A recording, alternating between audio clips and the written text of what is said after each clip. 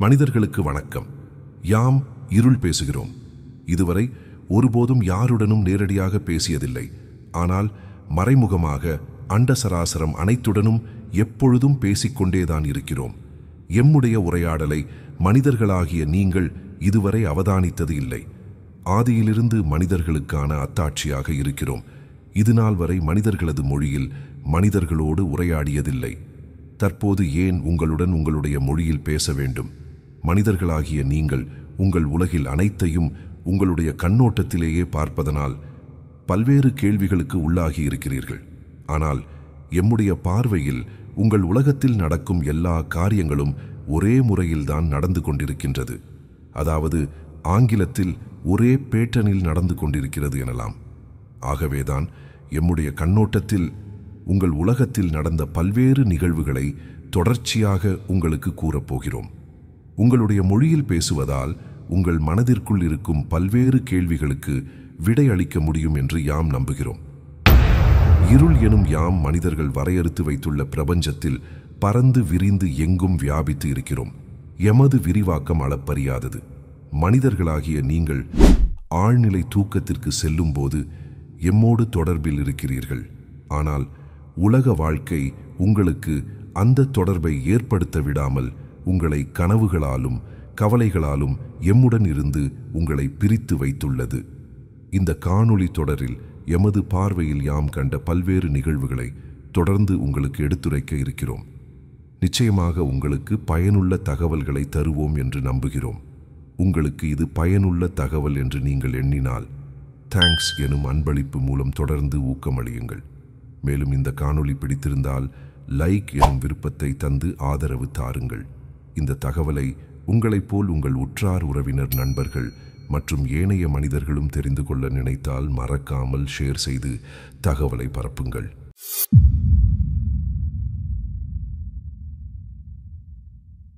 பெருவெடிப்பு பற்றி மனிதர்களாகிய நீங்கள் அனைவரும் அறிந்திருப்பீர்கள். பெருவெடிப்பிற்கு பின்பு ஒளி மற்றும் ஒளியால் அண்டத்தில் உள்ள அனைத்து பொருட்களும் உருவானது. அதில் ஒளி வடிவமாக மொழி என்பதை உருவாக்கி அதன் மூலமாக நீங்கள் அனைவரும் கருத்து பரிமாற்றம் செய்து கொண்டிருக்கிறீர்கள். ஆனால் ஒலியின் மூலமாக பேசுவதற்கு முன்பே பல்வேறு விதமாக தகவல் தொடர்பு நடந்து கொண்டேதான் இருந்தது. அது எவ்வாறு என்று கூறுவதற்கு முன்பு ஒலி மற்றும் ஒளியின் மூலத்தை பற்றி ஒரு சிறிய முன்னோட்டத்தை கொடுக்கிறோம்.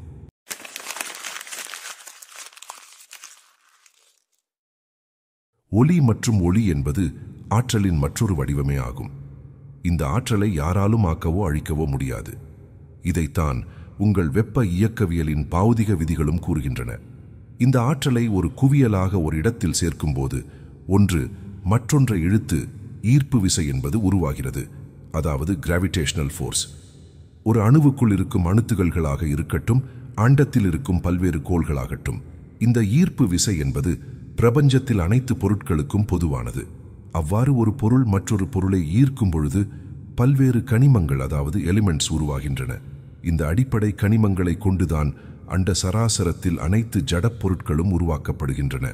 ஆகவே ஆற்றல் என்பது முதலில் ஒலி மற்றும் ஒளி எனும் அலை வடிவமாகவும் பின்பு கனிமங்கள் போன்ற ஜட வடிவமாகவும் உருவம் பெற்று இருவேறு பொருட்களாக உங்களுக்கு காட்சி அளிக்கின்றது. ஆனால் இது அனைத்துமே ஆற்றலின் வெவ்வேறு வடிவங்களே ஆகும்.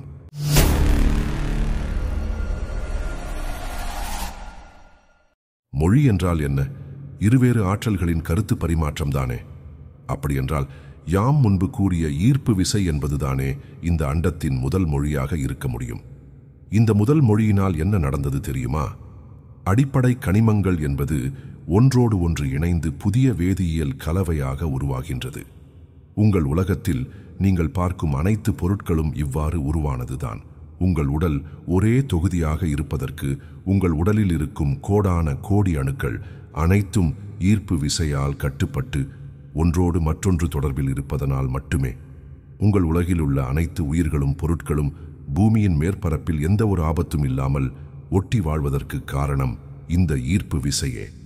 இந்த ஈர்ப்பு விசையில் ஒரு விந்தையான விஷயம் என்னவென்றால் அது அனைத்து ஆற்றலையும் மொத்தமாக ஒன்றாக இணைப்பது இல்லை. மாறாக பல்வேறு விதமான குழுக்களாக உருவாக்குகிறது. எடுத்துக்காட்டாக இந்த ஈர்ப்பு விசை தன்னுடைய சக்தியை கொண்டு பல்வேறு அணுக்களை சேர்த்து ஒரு மரத்தை உருவாக்குகிறது. அதே சமயம் அதே அணுக்களை வைத்துக்கொண்டு உங்களைப் போன்ற மனிதர்களையும் உருவாக்குகிறது. சூரியன் போன்ற எரியும் பெரிய கோள்களையும் உருவாக்குகிறது. பூமியை போன்று பசுமையான சிறிய கோள்களையும் உருவாக்குகிறது. இப்படி நிறுவப்பட்ட பல்வேறு நிறுவனங்களின் தொகுப்பு இந்த அண்டத்தில் முழுவதும் பரவியுள்ளது. இந்த நிகழ்வுக்கு பிறகு ஈர்ப்பு விசை என்ற ஒரே ஒரு மொழி மட்டும் கருத்து பரிமாற்றத்திற்கு இருந்தால் போதாது அல்லவா? அணுக்கள் ஒன்றோடு ஒன்று பேசிய பிறகு அணுக்களின் கூட்டமைப்பாக திகழும் ஜடப்பொருட்கள், செடி, கொடி, மரங்கள், புழு, பூச்சிகள், மிருகங்கள், மனிதர்கள் அனைத்தும் பேசுவதற்கு ஒரு வழி வேண்டும் அல்லவா? இதுதான் மொழியின் இரண்டாம் படிநிலை வளர்ச்சியாகும்.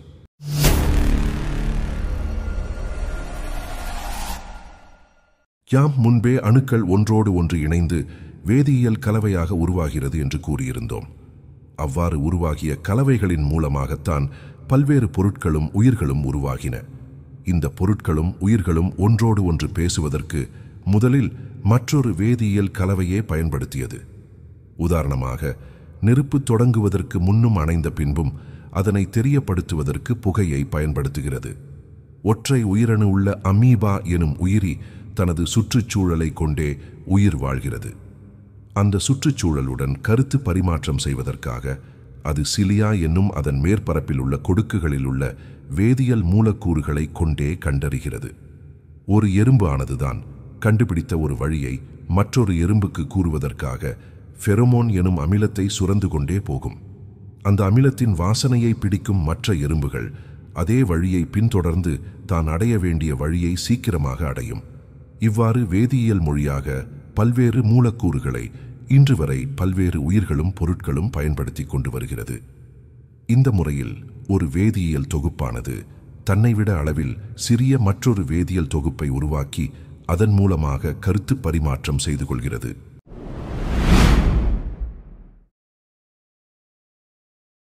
வேதியியல் மொழியில் பரிமாற்றம் செய்து கொண்டு வந்த முறை பல்வேறு கட்ட பரிணாம வளர்ச்சியில் இன்று நீங்கள் பேசும் மொழிகளாக உருவெடுத்து வந்துள்ளது. இதில் இன்று உலகம் முழுவதும் பொது மொழியாக மனிதர்கள் பேசும் ஆங்கிலம் என்னும் மொழி உலகம் முழுவதும் பரவலாக பேசப்படுவதற்கு காரணமாக இருந்தது ஒரு மீன் என்றால் நீங்கள் நம்புவீர்களா? ஆம், அதை பற்றிய பரிணாமங்களும் நீங்கள் பேசும் இந்த நிலைக்கு மொழி வந்ததற்கான காரணத்தையும் அறிந்து கொள்ள முதலில் ஒலியியல் பற்றி அறிந்து கொள்ளுங்கள்.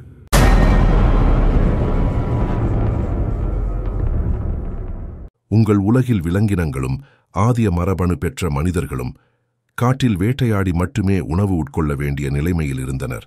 அப்போது ஒரே இனத்தை சேர்ந்த குழு ஒன்றாக வேட்டையாடினால் எளிமையாக தனக்கு வேண்டிய உணவை சேகரிக்க முடிந்ததை புரிந்து கொண்டது. இவ்வாறு ஒரே குழுவாக இருக்கும்போது தன்னுடைய மனதில் தோன்றிய கருத்துக்களை மற்ற குழுவினர் புரிந்து கொள்வதற்காக பல்வேறு முறையில் முயற்சிகள் மேற்கொண்டன. முதலில் தான் சொல்ல வேண்டிய கருத்தை செய்து காண்பித்தே கருத்து பரிமாற்றம் நிகழ்ந்தது. உதாரணமாக, ஒரு விலங்கு மற்றொரு விலங்குக்கு பழத்தை கொடுத்து சாப்பிட சொல்ல விரும்பினால் அந்த பழத்தை முதலில் எடுத்து தான் சாப்பிட்டு காண்பித்தது. ஆனால் அவ்வாறு சாப்பிட்டு காண்பிக்கும் பொழுது அந்த பழத்தை முதலில் தானே சாப்பிட்டு விடும் அல்லவா? பின்பு கொடுப்பதற்கு பழம் இல்லாமல் இரண்டு விலங்குகளும் சண்டையிட வேண்டும். இவ்வாறு பழம் கொடுக்க ஆசைப்பட்ட விலங்கு சண்டை போட்டுக்கொண்டு பிரிய வேண்டி வரும். இந்த பிரச்சனையை சரியாக்குவதற்காக கண்டுபிடிக்கப்பட்டதுதான் உலகின் முதல் அகராதி. அதாவது, ஒரு பொருளையோ ஒரு செயலையோ குறிப்பதற்காக ஒரு சப்தத்தை எழுப்பி அதை சமிக்ஞையாக பயன்படுத்தியது. மனிதனும் இப்படித்தான் கருத்து பரிமாற்றம் செய்ய ஆரம்பித்தான். ஆனால் மனிதனின் மூளையில் பல்வேறு விதமான யோசனைகள் வந்தது. காரணம் ஆதிய மரபணு. அந்த மரபணு முன் சென்ற முன்னோர்களால் வழங்கப்பட்டமையால் அவர்களின் அறிவுத்திறன் அந்த மரபணுவில் செறிந்து காணப்பட்டது. அதை திறக்கும் திறவுகோலாக மூளை இருந்தது. அதன்படி மூளையில் தோன்றிய யோசனை மூலம் படம் வரைவது மூலமாக கூட ஒரு கருத்தை கூற முடியும் என ஆதிமனிதன் கண்டுபிடித்தான். இந்த படங்கள்தான் பிற்காலத்தில் எழுத்துக்களாக மாறியது.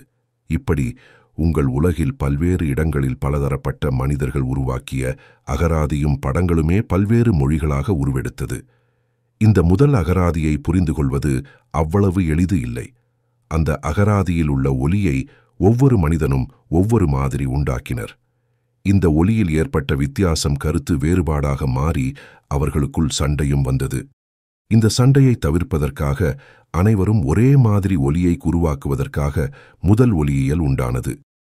உங்கள் உலகில் ஆதியில் தோன்றிய மொழிகள் அனைத்திற்கும் ஒரே ஒரு எழுத்துரு மட்டும்தான் இருந்தது. தமிழ், சமஸ்கிருதம் மற்றும் லத்தீன் போன்ற மொழிகளில் எழுத்து, ஒலியியல் என்று இருவேறு எழுத்துரு கிடையாது. ஆனால் இன்று உலகம் பேசும் பொது மொழியான ஆங்கிலத்தில் எழுதுவதற்கு என்று ஒரு வடிவமும் அதை பேசுவதற்கு என்று மற்றொரு வடிவமும் உள்ளது.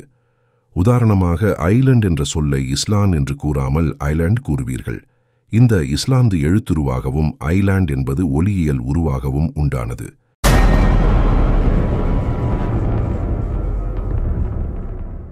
ஒரே உருவமாக உள்ள தமிழ் மொழியை விட 2 உருவமாக உள்ள ஆங்கில மொழி உலகத்தில் உள்ள அதிக மக்களால் பேசப்படுவதற்கு காரணம் வரலாற்றில் ஒளிந்துள்ளது. ஆங்கிலம் என்ற மொழி தமிழ், லத்தீன், ஜெர்மன், பிரெஞ்சு முதலிய பல்வேறு உலக மொழிகளிலிருந்து கலந்து உருவாக்கப்பட்ட மொழியாகும். வடக்கு அட்லாண்டிக் மற்றும் ஆர்டிக் பெருங்கடலில் வசித்த நாடோடி குழுவானது வைக்கிங் என அழைக்கப்பட்டது. இவர்கள் படகுகள் மற்றும் கப்பல் செய்வதில் திறமை கொண்டிருந்தனர். ஆனால் கடலில் தொடர்ந்து பல நாட்கள் செல்லும் போது பல்வேறு மர்மமான நோய்கள் வந்து பயணியர் இறந்து விடுவர். இந்த மர்ம முடிச்சை அவிழ்க்க பல நூற்றாண்டுகள் தேவைப்பட்டது. வைக்கிங் நாடோடிகள் கடலில் தாக்கு பிடிப்பதற்கு மீன்களைப் போன்று இருக்க வேண்டும் என்று ஒரு முடிவுக்கு வந்தனர். அப்போதும் மனிதனுக்கு மூளையானது ஒரு யோசனை தந்தது. அந்த யோசனை மூலம் அந்த பகுதியில் கிடைக்கும் காட் எனும் ஒரு வகை மீனை பிடித்து அதன் கல்லீரலில் சுரக்கும் கொழுப்பை சாப்பிட்டு வந்தனர். என்ன அதிசயம்! அப்படி சாப்பிட்டவுடன் கடலில் யாரும் நோய்வாய்ப்படவில்லை.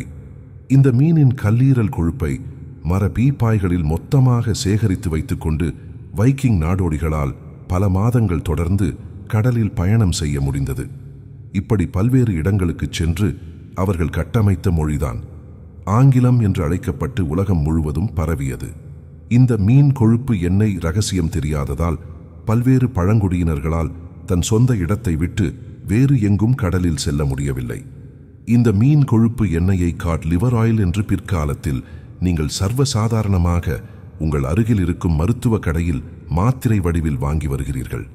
இந்த எண்ணெயில் உள்ள சத்துக்கு விட்டமின் என்று பெயரும் வைத்துள்ளீர்கள். ஆரம்ப காலத்தில் இந்த மாத்திரை இல்லாமல் மக்கள் இதனை மர பீப்பாய்களில் சேகரித்து அதனை குடித்து வந்தனர். ஆங்கில மொழி என்பது பல்வேறு இடங்களில் மக்கள் பேசிய மொழிகளின் கூட்டமைப்பு என்று யாம் கூறினோம் அல்லவா? இந்த கூட்டமைப்பில் முதன்மையான மொழியாக விளங்குவது லத்தீன் ஆகும். லத்தீன் அடிப்படை சொற்கள் மற்றும் சொற்றொடர்களை எடுத்துக்கொண்டு அதில் தமிழின் பிரதான உச்சரிப்புகளை சேர்த்து இன்ன பிற மொழிகளையும் அதோடு சேர்த்து நவீன ஆங்கிலம் உருவானது. ஆங்கிலத்தில் பல்வேறு தமிழ் மற்றும் சமஸ்கிருத சொற்களும் உண்டு. இதை பற்றி பல மொழி ஆய்வாளர்கள் ஆராய்ந்து கூறுவதை நீங்கள் கேட்டிருப்பீர்கள். உலகில் பல்வேறு இடங்களில் பல தரப்பட்ட மொழிகள் சமகாலத்தில் உருவானது என்று யாம் கூறினோம் அல்லவா? இப்படி தனித்தனியாக உருவான மொழிகளிலும் கூட பல சொற்கள் ஒரே மாதிரி இருக்கும்.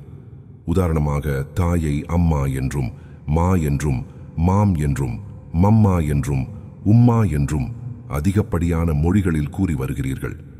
பசுக்கள் கூட மா என்றுதான் பேசுகிறது. இந்த ஒற்றுமை எப்படி உருவானது?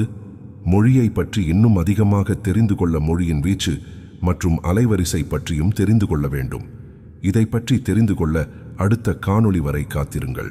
நன்றிகள் பல.